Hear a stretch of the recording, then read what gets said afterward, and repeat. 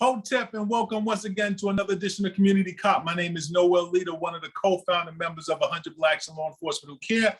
I'm here with my co-host, Michael Graves, aka Big Mike. Yes, sir. Namaste, brother. And just want to wish our beloved brother Vernon Wells not only a happy birthday, but a life of bliss. He's going to be married next week, and we had a nice little birthday, function for him this past Saturday. And I know, Noel, you was there in spirit. Just want to wish him well, because out of all our members in 100 Blacks in Law Enforcement, I would say that he's the most cultural. I think that when you break it down and look at it, certainly Julian is probably the most technical when it comes to legal procedures and how things are done. And certainly Eric Josie is no slouch when it comes to legal affairs. He rises and shines, and certainly yourself when it comes to writing. You and Josie as a team, y'all are impeccable the way Josie writes, and then you take this out and put this in and take it out. We are confident in 100 Blacks that whatever you write on behalf of the organization is going to be done right. And so I have a bent towards history, so we all come with different gifts, but certainly Vernon, who's so cultural and just such a good brother, good down to earth brother. We wish him nothing but the best. Right, and he's soon to marry a gem who's also a member of 100 Blacks in Law Enforcement, Tara Chester. That's correct. She's something else. Queen. That's who's right. Put definition to the queen in the word queen. So we wish them both years of happiness, love, peace, and happiness. And we love them both, definitely. Yes, sir. All right, as is customary, we want to go into our historical piece. Here's a couple of incidents we'd like to remind our viewing audience of. First, we want to commemorate the birthday of Brother Kwame Nkrumah, Michael, 9/21/1909. Yes, the great Asajifo Kwame Nkrumah led Ghana to its independence. We would be remiss in all that we do if we didn't acknowledge one of the greatest Africans that the continent of Africa produced in the last more than 100 years.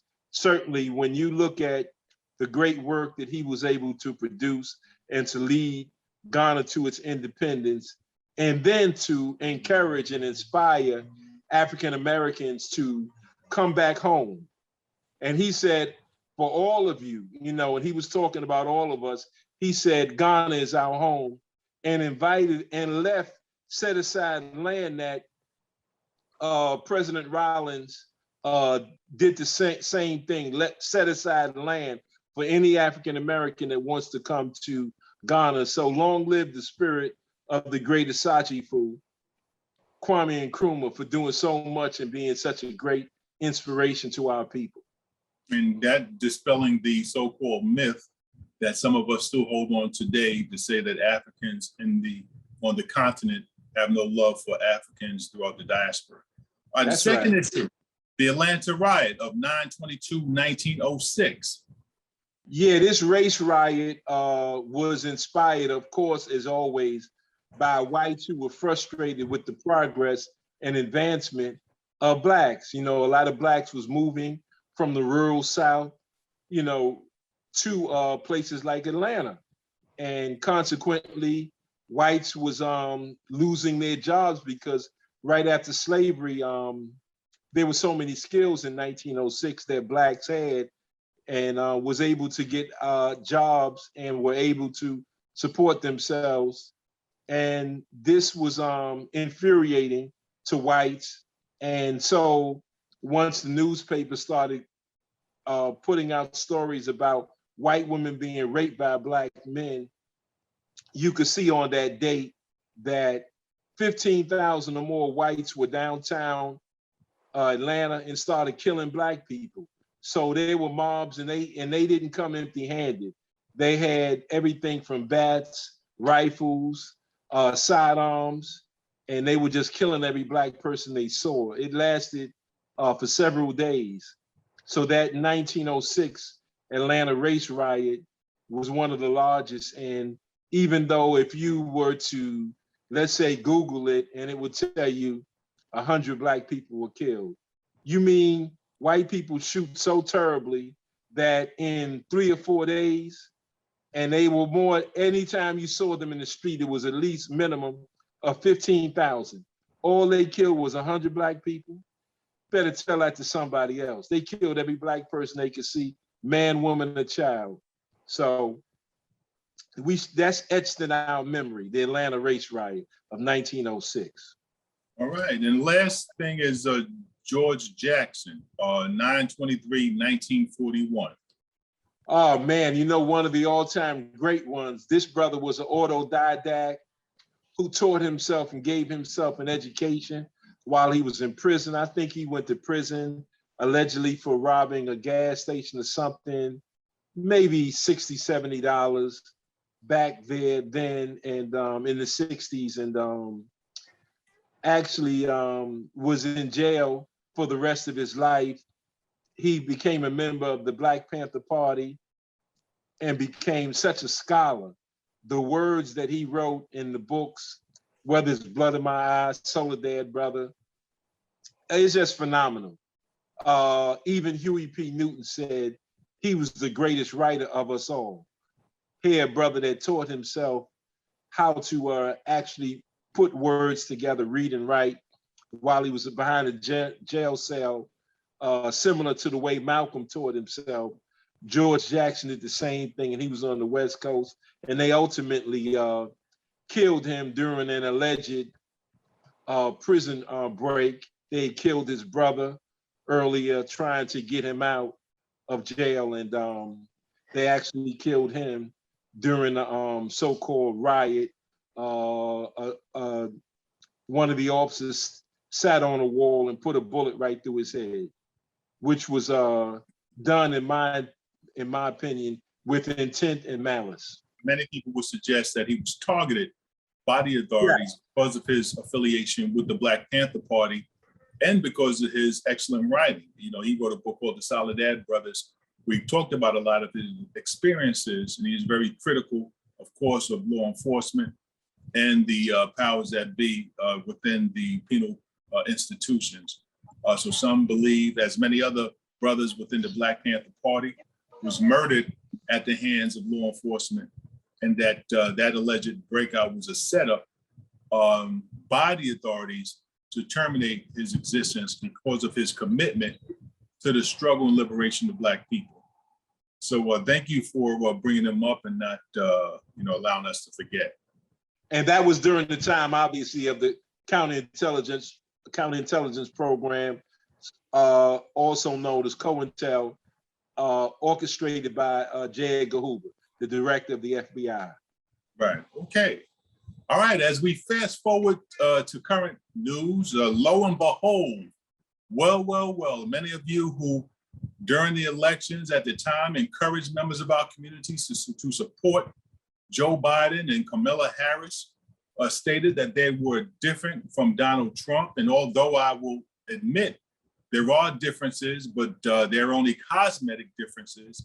I mean, we're in the 9 month plus days of the Biden-Harris administration, and I would challenge members in the African-American community to tell me, how have we benefited as a people, specifically us, by the overwhelming support that we drew to Biden's way. We talked about on this program before that on day one, he did some legislation for the LGBT community. Day one, right out the gate. And of course, we all know that when you have a list of things to accomplish, you prioritize your list, and things that you do first are high up there on your agenda in terms of priority. We also know that the Biden administration got some laws, hate crime bill passed for Asians and members of the South Pacific community. Some raised questions to the administration. What happened to the anti-lynching laws that have been some Democrats, some members of our community have been trying to pass for the last couple of years? That haven't been passed. Some of us asked questions to the Biden-Harris administration about voters' right legislation. They have been trying to pass that. That haven't been passed. So as Malcolm X said years ago in his speech, the ballot or the bullet, we put them first and they put us last. Well, recently, as many of you know, after the United States was kicked out of Afghanistan, the Biden administration imported over 100,000 Afghanians, citizens, into the United States to give them full citizen status. Well, recently, a couple of days ago, we learned that 10,000 members of the Haitian community had taken a long walk to America seeking asylum based on so many issues that they presently have in Haiti. And the Joe Biden's administration's response to them was immediate deportation. The U.S. deport massive number of Haitians from Del Rio, Texas, men, women, and children, is something that we haven't seen, in regards to Latino immigrants that have made their way to this country. Within days of the arrival, the Biden administration, the same planes that he utilized to ship over 100,000 Afghanians to America, before the planes, the engines was cold, he put some Haitians back on the plane and sent them right out of America, showing the contrast, and treatment. Many of us know that the Biden-Harris administration supports sanctuary cities all throughout the nation. And these cities, Latino immigrants, majority of Latino immigrants, are given safe way where they can't be deported. There's a measure of safety that they have in these sanctuary cities that the Biden-Harris administration supports that stops them from being deported, that stop ICE from intervening, even though there's federal laws dictating that their status is illegal. But as it relates to Haitians, it didn't take weeks or months to get them out of this country. It took a matter of days by this particular administration, which shows that there's different treatment. And we believe this because they're members of the Black community. Some of you always wondered, how would this Biden administration, how would the government officials treat immigrants crossing the border illegally if it was large members of Black people, be they from continental African continent or from Caribbean islands or now Haiti. But now we know, under this person that many of you thought was a friend, there's no path to immigration for these individuals. There's no a welcome mat thrown out for these individuals. Immediate departure, the immediate deployment back to Haiti by members of the Haitian community. Michael, do you see a contradiction, a major contradiction? I mean, I don't see any elected officials visiting this location as they did Latinos, because like I said, there's women and children there as well. I don't see Black members of the African-American community visiting. Of course, I haven't seen Vice President Kamala Harris visit the Haitians to see how they're doing and make sure they're being treated fairly. I didn't see some of your usual immigration groups actually put boots on the ground to visit, to do an inspection of how they're being treated and how they're getting along. I didn't see some of the usual things that we've seen for the past 15 years as it relates to so many immigrants making their way into this country from Latin America. I see an utter contradiction from someone that so many in our community stated was a friend of the Black community, Joe Biden and Kamala Harris. Do you see a contradiction, Michael? I concur 100%. Certainly, when you consider that Kamala Harris is in charge, at least has been given powers by the president to be in charge of that area of immigration. Consequently, she could have the Justice Department and other areas come in and start relocating people based on this emergency status, certainly based on the hurricane as well as that earthquake they had. So normally, as you juxtapose what's going on with Afghans, and then you juxtapose that with Haitians, certainly you see a clear contradiction. with respect to them living under a bridge. When you saw the media have investigations and communications with Latinos, they interviewed their children. Facts. To create a level of sympathy. You show children hungry, not being cared for, or them crying for their mother or their father, their family, so you get those human stories. You don't get the cold, callous kind of stuff of grown men. They showing you pictures of more men than anybody standing there, walking in the water, what have you, as opposed to when it was Latinos.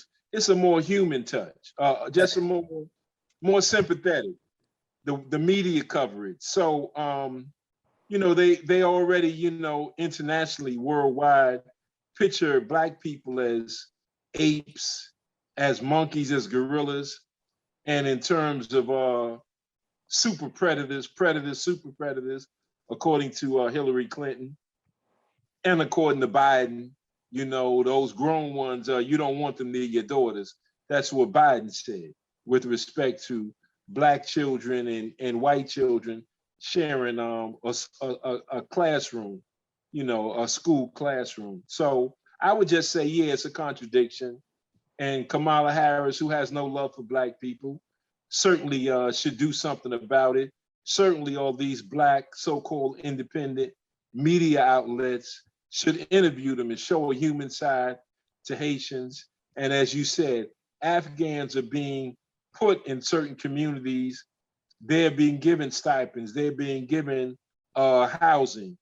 And yet you see Haitians standing under a bridge in Texas. It makes no sense, and there's no rationale for that. Yeah, and this is, the Joe Biden administration has asked for $1 billion to relocate members of Afghanistan to come to this country, and that's going to be food, clothing, and shelter. And yes. It's also interesting that when you talked about the presentation of the Haitians, as you stated, when you see Latinos, you see a lot of women, a lot of children, with sad faces. With the Haitians, they show a lot of males. And amongst other things, as you stated, when you went down the list on how they perceive members of the African American or African community, be it African American or throughout the diaspora, Africans are always portrayed unworthy of compassion. There should be no compassion granted, regardless of what the situation is, regardless of the disparate or desperate position of these individuals. They're not to receive any compassion. They're unworthy of compassion. And some people suggest, the reason why we accepted 100,000 Afghanistanians or members of people from Afghanistan is because they assisted us in that particular war when the United States invaded that country for years. And one thing that I noted that, you can come up with any explanation that you want. All right, if they did participate in the Cis-American in that war, fine. And you want to let them in, fine. You can find an explanation to allow Haitians into the country. Remember, United States at one time invaded Haiti and took it over for a number of years. United States installed dictators, brutal dictators, yes. Papa Doc and Baby Doc.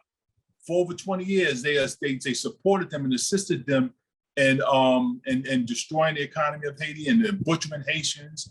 United States president admitted to destroying the economy in Haiti.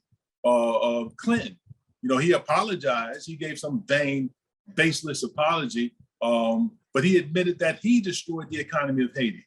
United States was instrumental in supporting a coup that got rid of Aristide. When he said he wanted to stay, could they allow his wife to leave? They told him, American soldiers told him, no, you got to leave too.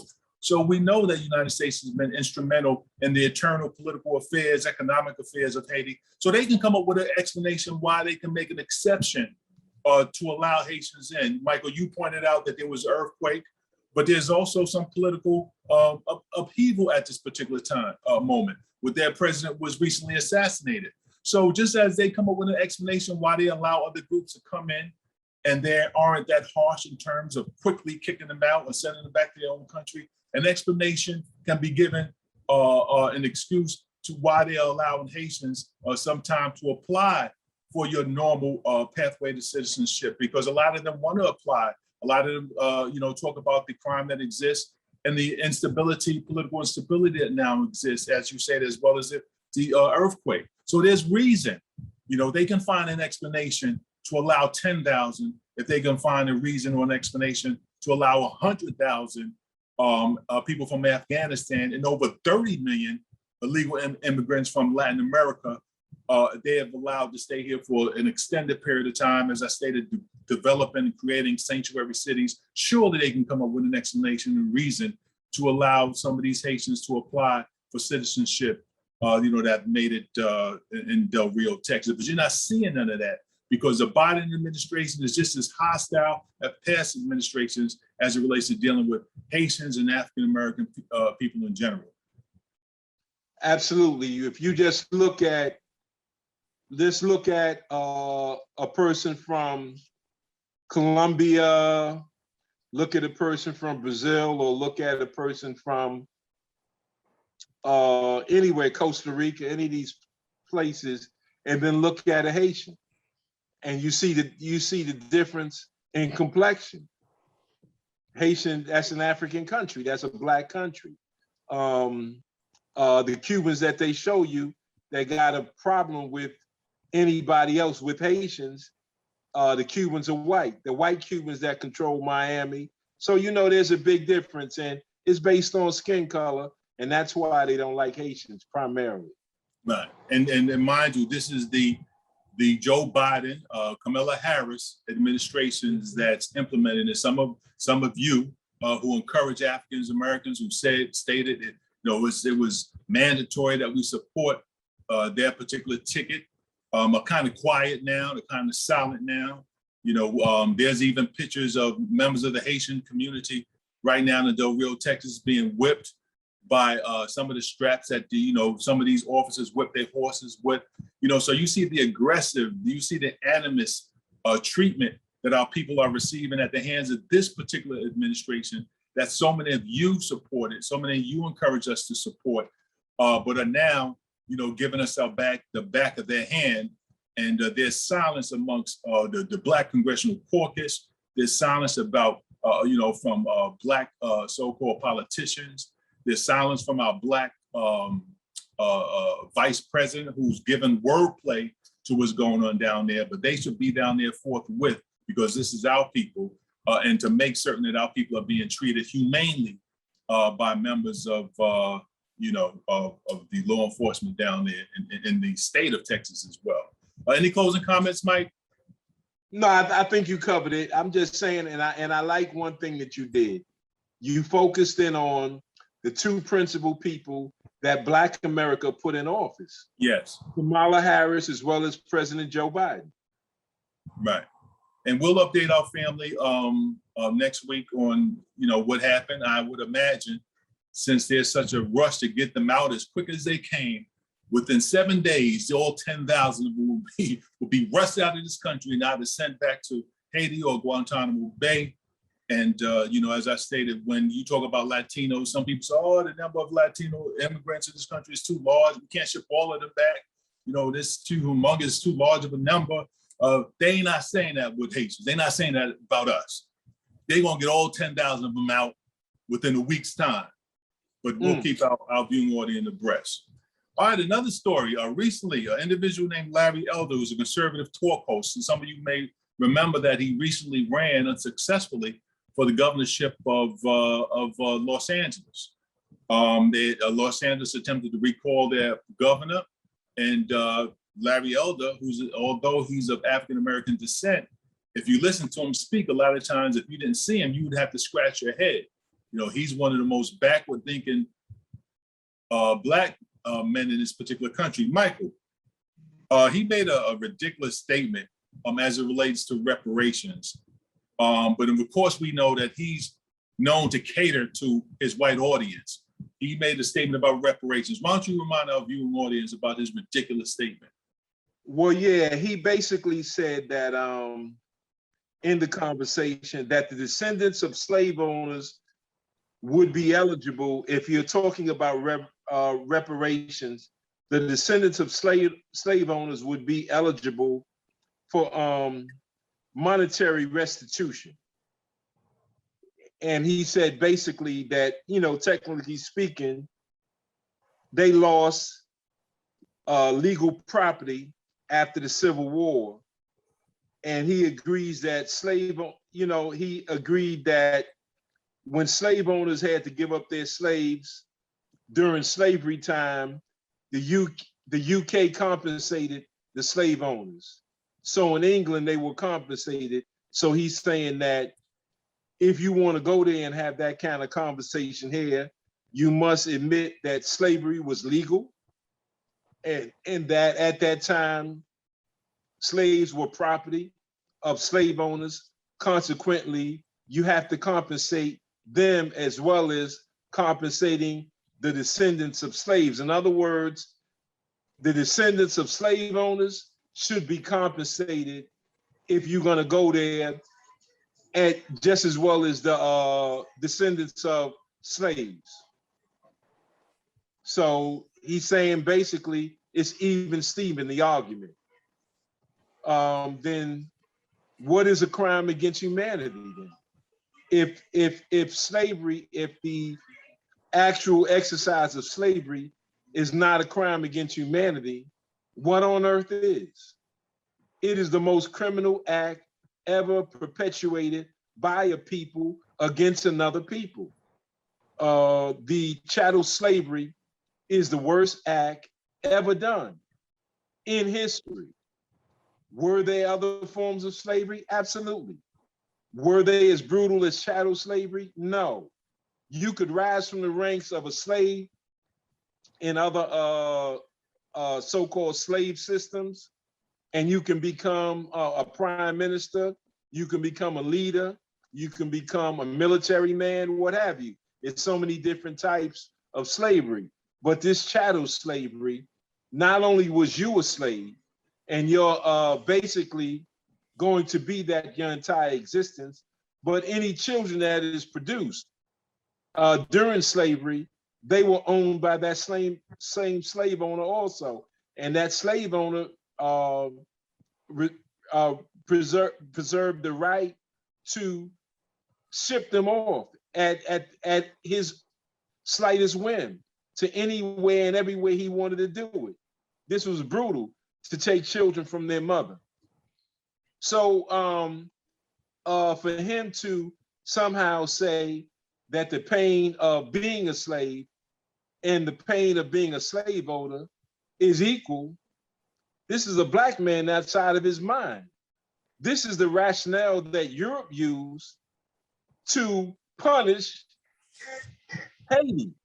This is how Haiti was punished, because when they freed themselves, France, with the backing of America, Spain, England, was able to say, you owe us X number of dollars. And their dollars back over 200 years ago, it was $15 million, but in today's money, it would be billions. They were not in a position to pay that type of money, but the rationale was, how dare you free yourself? Consequently, you got to pay for that, and you're going to pay for that forever. So Haitians have been punished. The shining pearl of French civilization was Haiti. The sugar brought them in millions of dollars, just the sugar alone. And then all the other products that came from it, the rum and other things that Haitians did. Well, that's the same rationale that Elder is talking about.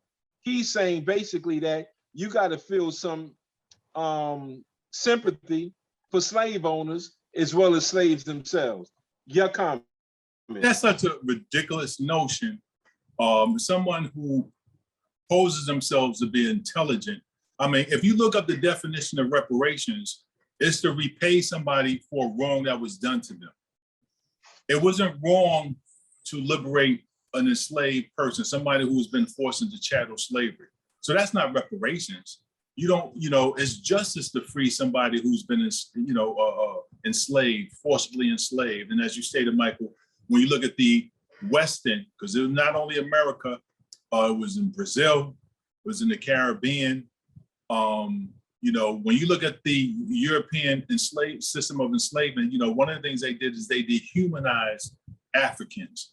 You know, you had laws in America where you were considered 1/3 a man, 1/3 a human being, such ridiculous notions, you know, to justify such a diabolical practice. But for Elder to suggest that former slave owners be compensated for the loss of a criminal relationship is ridiculous. As I said, if you look at the definition of reparation, it's to repay someone for a wrong that you did to them. You know, it wasn't wrong to break up that system of enslavement. And for a member of our community to suggest such a thing is outrageous, but that's who he is. You know, that's who he is as an individual.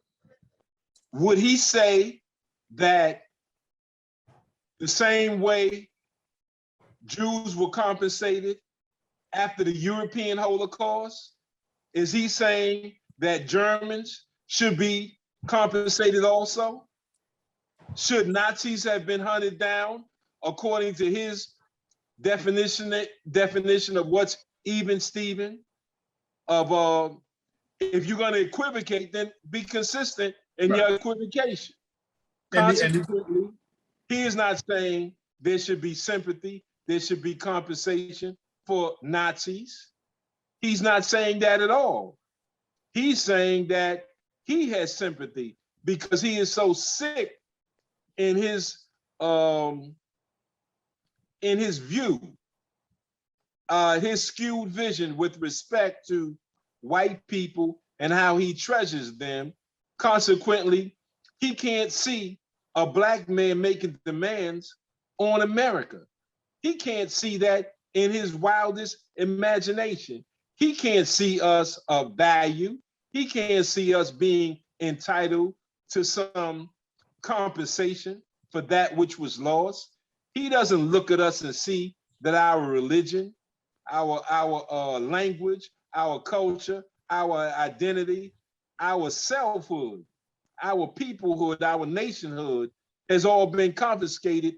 He can't even feel sorry for that crying mother when that baby is ripped out of our arms and sold to someone in another state. He doesn't feel that. He doesn't even try to imagine how that would feel. All he knows is to be loyal to white people till death do them part. Yeah, and he's sick. And he's a mental victim of a system of white supremacy. And the way he's wired intellectually, as I stated, he may sound intelligent, he may appear to be intelligent, but the way he is wired is so demented as it relates to the white-Black experience in this country. Everything he says, everything he does, even the choice of his mate is geared toward pleasing white folks. If you listen to his conversations on race or other subject, he may seem to have some semblance of intelligence, but in particularly as it relates to race, the Black-white relationship in this country, which is by anybody knows a criminal and a victim relationship. You know, the way he's wired intellectually, he'll always come to the defense of white criminals as opposed to Black victims. And that's just the way he's wired. You know, you take him and the what's the sister's name? Candace Owens. Candace Owens, you know, everything they say, you know, is wired, you know, to vindicate or to explain away the relationships between racist white America and African-American victims in white America. That's just the way they wired. We're gonna move on after your last comment. Go ahead. Yeah, I would just say that I end most shows with the words of the Honorable Elijah Muhammad, accept your own. These are simple words, but they're profound. Accept your own and be yourself. They cannot accept their own. Oh no, they refuse to. They cannot be themselves. Yes, sir. Why Larry Elder supported Donald Sterling. This is why Larry Elder supported George Zimmerman, because he cannot take the opposing view, which some would say is a Black view. He can't even take a right and wrong moral view because he doesn't have a moral compass. So he can't, on his best day, have what they call sometimes a come to Jesus moment. He can't come to Jesus if that's going to interfere with his relationship with white people, because white people are more important to him than Jesus. Facts. All right, enough of this individual. There's an incident that occurred in 1951 when 7 brothers were hung in Virginia. Recently, the governor of Virginia took a position on that, Michael, Ralph Northam. Update us on that story. Yeah, this is going back 70 years, mind you, Noel. The Martinville 7 was a group of Black men who were hung because a white woman named Ruby Shroud Floyd claimed that she was raped by 13 Black men. Now, the Black men who were hung, the 7 that were hung, were Frank Hairston, 18 years old, Booker T. Milner, 19, Francis DeSales Grayson, 37, Howard Lee Hairston, 18, James Luther Hairston, 20, Joe Henry Hampton, 19, and John Clayton Taylor, 21. These is nowhere in the world in 1951 in Virginia. Now, she admitted walking through a Black neighborhood. I don't care if she walked through every Black neighborhood in Virginia. Black men know to keep their hands off a white woman who's not accommodating. Consequently, you cannot find 13. You can't find 7 Black men who would dare pounce on and rape a white woman in 1951. There's no way in the world you can convince those men. And how did she know the exact number anyway? If you're being raped, you can actually say the number, 13, while walking through a Black community. Nobody took seconds, as everybody did it once and left, so the number was 13. So why would the governor now posthumously pardon them? Because he knows of what the situation was back then and now. If a white woman say you raped her, you in a world of trouble in 1949 when that happened, or in 1909 when the NAACP was first formed to so-called fight against lynching, or in 1809, I don't care, in 2021. If a white woman say you raped her, Noel, you in a world of trouble.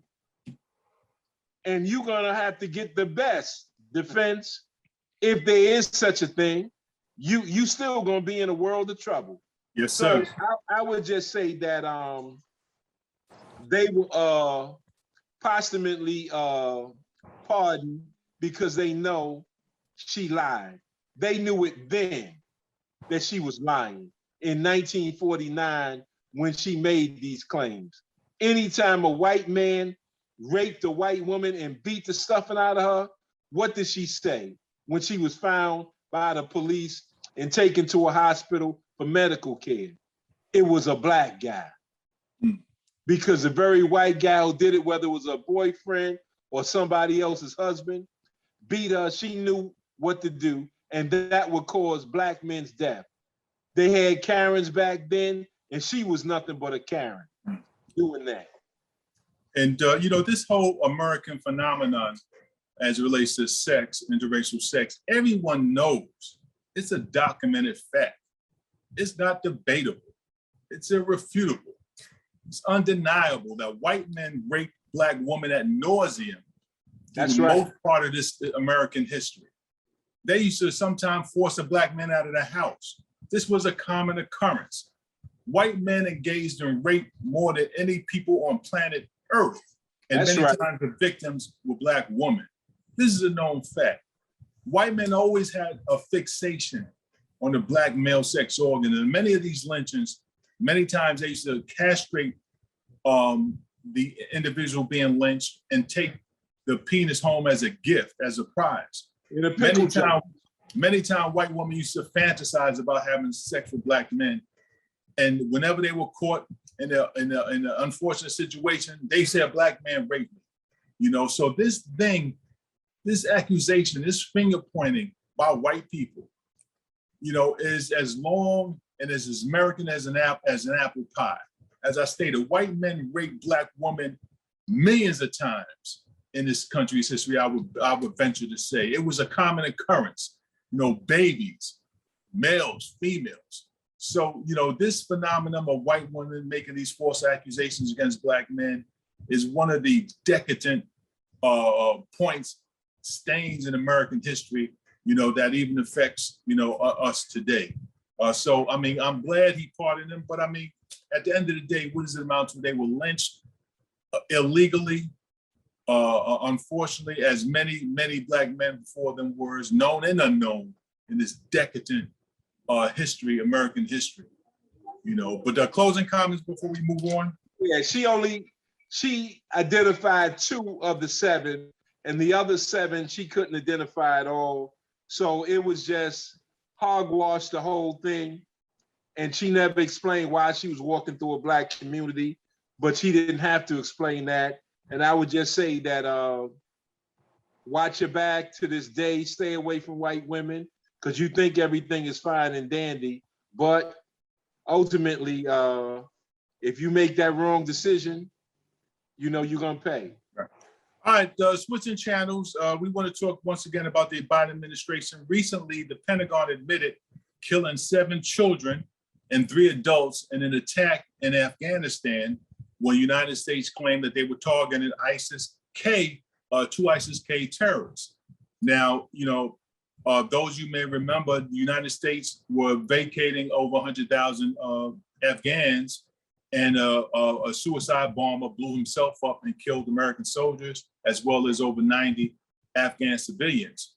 I knew for a fact that the Biden administration, as administrations before him, felt pressed to do something in order to look tough, because it's one of the main objectives for American presidents in this country to look tough. So that's why Bush, after 9/11, attacked Iraq, even though Iraq had nothing to do with 9/11. American people didn't say anything. He wanted to look tough.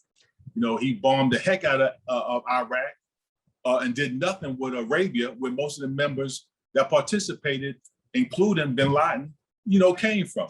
So in this particular instance, Biden ordered his generals, his Marines, to take out whomsoever. And at the end of the day, the thing is, whoever you killed, just say it was ISIS. You know, it turns out this was an innocent individual. They killed him while he was in the company of his children. So now, of course, after the dust settles, the United States says it was a mistake, and they give a vain apology, as they always do. But that doesn't bring back 7 children or 3 adults. And, you know, when American kills children with one of these drone attacks that was very popular with your President Obama, they just call it, you know, a mistake when it goes awry. When other individuals do it to us, that's called a terrorist act. You know, so however unfortunate, but once again, this is your president. Any comment on that, Mike, before we move on? Yeah, I would just say real quickly that that in organized crime, they are more moral and upright, and they're gangsters. They're cold-blooded killers.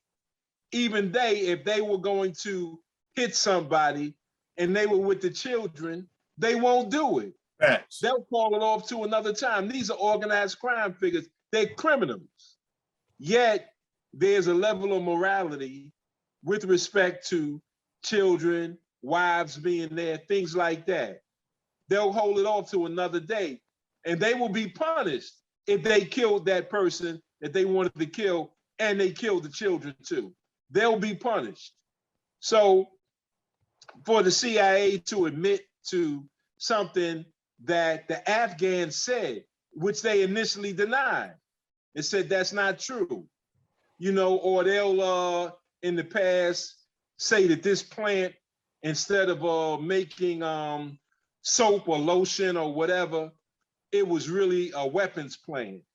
And when they find out it wasn't that, they'll wait a while and maybe admit to it or just deny it and say, well, there were individuals in there that knew that being in there, they put other people's lives in jeopardy, so-called terrorists. So this is one of the few times where Biden is trying to say, I'm different from Bush.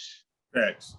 Trump wouldn't do this, but I'm going to do it. I'm going to tell you it was a mistake, and I'm going to say that we're sorry, because in front of the world, he wants to be diplomatic, he wants to be a statesman, and he wants to be looked at as different from Donald Trump. And there's no difference, because at the end of the day, you have 7 children dead and 3 adults. But that just shows arrogance of American and European countries who go into so-called third world countries and commit acts of terrorism. I don't even know why we have United Nations, because I remember Gaddafi, when he gave a speech, he said, listen, if we're all supposed to be equal nations, we all should vote on everything, not just select nations. I mean, you look at George Bush when he invaded, as I stated earlier, Iraq, and then we're going to move on. But when he invaded Iraq, he went before the United Nations. Colin Powell said they have weapons of mass destruction. United States, they had inspectors on the floor say, yo, United States, before you invade, before you bomb, let us finish our job. We're here. We haven't seen anything. They said, no, get out. He has weapons of mass destruction. We going in there. They bombed, killed over 1 million people, found no weapons of mass destruction. What did the United Nations do? Nothing. They did absolutely nothing. George Bush, it was found out that he was waterboarding at Gitmo. In Vietnam, the United Nations determined that waterboarding is torture. Torture is illegal. Bush said he ordered it. What happened? Nothing. I don't even know why we have a United Nations, because these nations, these European nations, these nations with these atomic weapons, they do what they want. And when they're caught with their hand in the cookie jar, they just say, I'm sorry, and keep it moving. All right, next story. There's a story now with Dog the Bounty Hunter. Some of you may know him. He had a very popular program on TV where he was capturing people who had skipped bail. He recently was caught using the N-word, but he claims he has permission to use the N-word. Dog the Bounty Hunter, of course, is a white boy. Michael. Yeah, this guy, Dwayne Chapman, also known as Dog the Bounty Hunter, he is claiming that he's not a racist, even though his daughter and his son said, Daddy, you are a racist.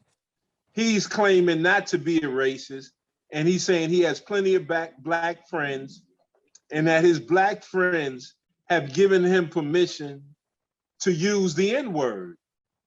Now, I didn't know that existed, that somehow you can get permission from your black friends to call anybody you want to an N-word because you got black friends. Now, he says he has more black friends than Eminem. I don't know what the meaning behind that is. I guess Eminem has been using the word too or something, maybe. So he said he has more black friends than Eminem, and he claims he would lay down his life for a black man. So he can't be racist. And by the way, he also claimed that he's 33% Apache, so how can he be racist? And this is the silly American logic, the silly logic of a white man. I've heard many white say that because rappers use the words, that it's okay. You've heard police officers who are caught using the racist term saying, well, listen, rappers use it. I always say that, rappers also call women bees and hoes. So are they saying it's all right to call a woman a bee or hoe? Are they saying that it's, because rappers use that, following their faulty line when they caught with their hand in the cookie jar?